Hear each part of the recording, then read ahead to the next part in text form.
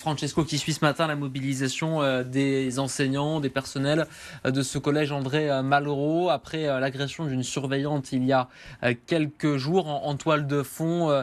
Ces deux revendications, Francesco, trop d'élèves pour peu de personnel. Tout à fait, en guise de protestation, des pancartes ont été accrochées devant l'établissement tôt ce matin. On peut y lire par exemple moins de violence, plus de respect. On en a gros, comme vous pouvez le voir à votre droite, si je ne me trompe pas. Et puis encore, on veut juste étudier en paix. Au total, une cinquantaine de personnes est toujours mobilisée, comme vous pouvez le voir juste derrière moi, devant les grilles de l'établissement du collège Malraux, dans le 13e arrondissement de Marseille. Parmi eux, il y a des professeurs, des surveillants, des élèves, mais aussi des parents d'élèves. Les grilles de l'école ont partiellement ouvert leurs portes à 8h, à 9h pour faire entrer quelques élèves. Les collégiens en ont aussi profité pour exprimer leur mal-être sur plusieurs pancartes en lien avec la bagarre qui a éclaté le 20 janvier dernier après une violente dispute entre deux élèves et où une surveillante a été piétinée. Elle est d'ailleurs toujours en arrêt de travail. Et pour les parents, cet épisode de violence est loin d'être un cas isolé. On se retrouve aujourd'hui devant une violence qui devient de plus en plus croissante en fait dans notre vie de tous les jours, mais qui aussi arrive dans le collège.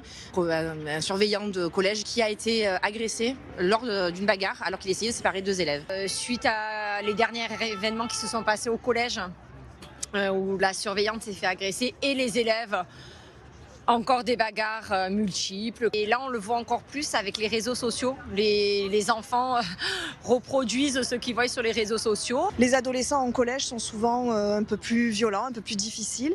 On est aujourd'hui dans un contexte très particulier, mais les échanges que nous avons eus avec l'inspection académique n'ont rien donné. Nous n'aurons pas de moyens supplémentaires pour faire face ni dans l'urgence ni à la rentrée de septembre. Nous n'avons pas de remplacement pour nos AED qui sont aujourd'hui en accident du travail. Nous n'aurons pas de postes supplémentaires ni des effectifs moins lourds dans les classes et dans l'établissement l'année prochaine. Un chiffre est à retenir, il y a à peu près 935 élèves, un chiffre en constante augmentation pour seulement 10 surveillants. Et c'est ce qui explique selon eux en partie cette insécurité croissante et cette difficulté à gérer les collégiens au quotidien. Sachez que la grève d'une partie des enseignants et du personnel encadrant va se poursuivre tout au long de la journée. D'ailleurs, pas de cantine ce midi, seulement un pique-nique improvisé devant les grilles à partir de midi. Une nouvelle réunion avec le rectorat est prévue pour la semaine prochaine en espérant débloquer des moyens supplémentaires pour la rentrée prochaine à partir du mois de septembre. Merci beaucoup Francesco Carvelli en direct du 13e arrondissement de Marseille. Sophie Goua, on dénonce là encore, comme souvent, le manque de moyens avec des conséquences sur la sécurité à la fois des étudiants, enfin des collégiens en l'occurrence, et des membres éducatifs, du personnel. On rappelle le dernier exemple, la goutte d'eau entre guillemets qui a fait déborder le vase et qui entraîne cette mobilisation ce matin. Une rixe entre deux jeunes, la surveillante s'interpose et se retrouve blessée en arrêt de travail. Qu'est-ce que ça vous inspire, cette actualité ? Je suis très triste. Je suis triste pour notre école. Je suis triste pour notre éducation nationale. Parce que c'est pas une zone de non-droit, l'école. Et j'ai entendu votre reportage.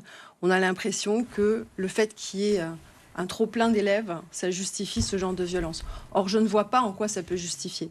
À partir du moment où le personnel est en grève, c'est qu'il demande à être soutenu. Moi, je pense qu'il faudrait d'abord alors, bien sûr, les moyens. Tout le monde manque de moyens. On manque tous de moyens. Ça n'excuse pas du tout. On peut très bien comprendre. Mais il y a une sanction qui doit être nécessaire par rapport à des élèves qui sont violents. À partir du moment où il n'y a plus de sécurité, il n'y a plus de zone d'apprentissage. Quand vous dites sanction, est-ce que, entre guillemets, on parle évidemment des élèves peut-être concernés, parfois en l'occurrence les agresseurs, est-ce que les responsables de ces établissements, je pense aux directeurs, aux conseillers, etc., est-ce que eux-mêmes, entre guillemets, doivent être sanctionnés de ne pas tenir, entre guillemets? Alors là, il dénonce un manque de moyens, mais est-ce qu'il n'y a pas une défaillance quelque part? On en parlait, alors ce sont deux cas différents. On en parlait la dernière fois avec cet exemple de cet élève à qui une enseignante avait dit « t'as qu'à aller te jeter ». Donc là, on parle de harcèlement scolaire. Mais là, il y a une défaillance du corps enseignant, etc. À chaque fois, on dit il faut qu'il y ait des sanctions. Qui doit être sanctionné dans cette affaire? Que les élèves ou aussi les enfants? Alors, vous soulevez deux problèmes. Vous soulevez le problème d'une enseignante qui n'a pas sa place. au sein de l'éducation nationale qui manque terriblement d'empathie et qui essaye de culpabiliser une enfant qui est déjà dans un mal-être psychologique.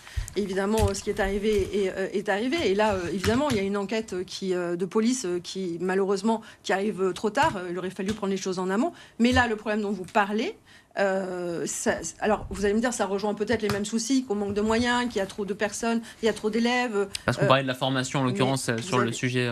Bien sûr, mais vous avez une formation de quoi? Une formation le manque de moyens justement, et parce qu'il faudrait former plus, parce qu'il faudrait recruter plus. De structures alternatives dans lesquelles vous avez des élèves qui devraient s'y trouver, mais comme il n'y a pas assez de place, vous avez beaucoup d'élèves aussi qui ont des troubles du comportement, qui ont des troubles autistiques et qui sont en classe. Quand vous avez dans une classe de 32 élèves ou 34 élèves, vous avez 4 élèves qui ont des troubles autistiques et vous n'avez pas d'AESH, forcément c'est juste impossible de tenir sa classe. Mais là on parle de violence, c'est autre chose. La violence n'a pas sa place à l'école. Surtout, à un moment, il va falloir que le rectorat soutienne aussi son personnel. Parce que je pense que c'est là, à un moment, il faut que C'est ce que j'allais vous demander dans ma question peut-être mal formulée. Est-ce que les responsabilités doivent être aussi peut-être prises du côté du rectorat? En tout cas, quand un élève frappe un autre élève ou qu'un élève frappe un enseignant, il n'a plus sa place dans cet établissement. Vous devez avoir dans ces cas-là des sanctions, mais des sanctions qui soient ultra rapides. Si il y a un laisser-aller souvent. Mais je ne sais pas si c'est un laisser-aller ou si c'est quelqu'un, ou si on n'ose pas prendre. Parce qu'on part toujours du principe que l'école, elle est pour tous, on doit accepter tout le monde, et que dans ces cas-là, la minorité qui pourrit la vie à la majorité doit rester parmi eux. À un moment, il faut exclure cet élève-là. Il n'a pas sa place du tout, et le mettre dans une... Soit l'orienter, c'est pas de l'abandon. L'abandon, c'est de laisser le personnel éducatif et de laisser ces enfants-là subir cette violence-là au quotidien. C'est ça qui n'est pas normal. La symbolique, passons à l'expression aussi, derrière cette agression qui sans doute en cache d'autres au travers le pays. On rappelle le contexte électoral, dans moins de 2 semaines. Il y a ce sentiment d'insécurité qui s'invite jusque dans les établissements scolaires, jusque dans les collèges. C'est pas un sentiment d'insécurité, là, apparemment, mais le message que ça envoie, Oui, c'est... en fait, ça envoie un message qu'à un moment, il faut des moyens. Il faut des moyens pour traiter ça. Mais il faut...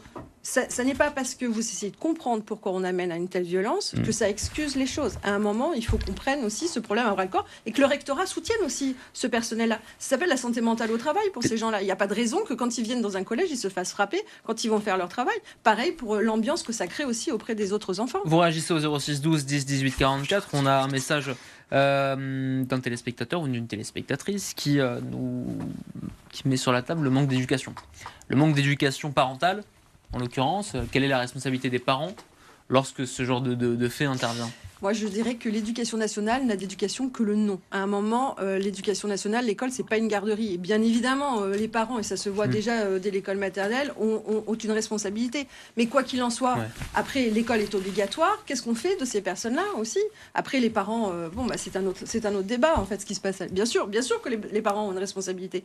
Moi, j'avais ma mère qui était enseignante. J'ai été pionne aussi. J'ai été surveillante. J'ai vécu ce genre de problème-là. Bien sûr que vous avez aussi des soucis, mais il n'y a pas de raison. Il y a des enfants aussi qui s'adaptent à leur environnement privé et à l'environnement extérieur. C'est pas à l'environnement extérieur de s'adapter aussi aux enfants. Il est 10h12 sur BFM Marseille-Provence. Je salue Kevin Vacher qui nous rejoint. Bonjour. Merci d'être avec nous, membre du collectif du 5 novembre, et vous tombez à point nommé, puisque malgré votre retard, nous allons parler d'un sujet ô combien important, ô combien symbolique, que celui de la rue d'Aubagne, avec cette dent creuse qui est en train d'entamer sa mue, qui a déjà entamé sa mue. Nous vous en parlions cette semaine sur BFM Marseille. Ça fait l'objet du 60